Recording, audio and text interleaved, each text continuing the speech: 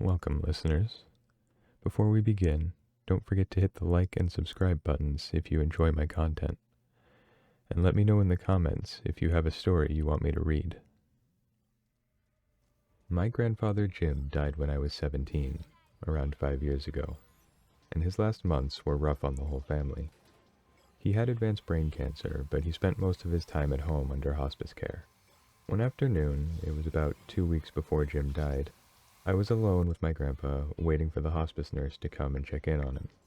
A man who I'd never seen before, Dave, knocked on the door. He was wearing hospital scrubs, but he hadn't brought any equipment with him, which was odd. I asked him if he worked for the hospital, and he nodded.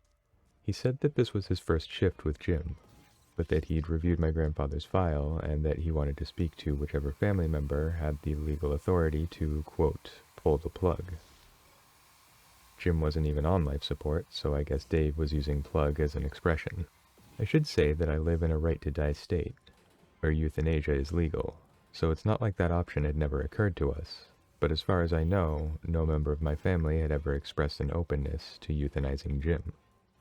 I told him that I had no authority to make that decision, and that my grandfather, who was now delirious and unable to consent to much of anything, had specifically said to prolong his life indefinitely unless he was crying out in extreme pain, which he wasn't. Dave put his hand on my shoulder as though he were consoling me, and he talked about how old people became burdens that their families needed to let go of. Then Dave pulled a bottle of pills out of his pocket and said they were barbiturates that would trigger a peaceful death. He said the coroner would determine that Jim died naturally from his cancer. I started to panic, and I firmly told him that under no circumstances would we be euthanizing Jim at this time. But he started to untwist the bottle as he walked towards Jim's bed. I tried to wrestle the pills from his hand, and he seemed startled. He played innocent and said he just wanted to show the pills to Jim. Dave knew perfectly well that my grandfather had almost no idea what was going on. I called 911 and rapidly explained the situation to the dispatcher. Dave suddenly became very scared and bolted out of the house. The cops arrived within 5 minutes, and Jim's actual hospice nurse arrived a few minutes after that. Based on my physical description, the police and hospital staff were able to identify Dave as a recently fired hospital orderly.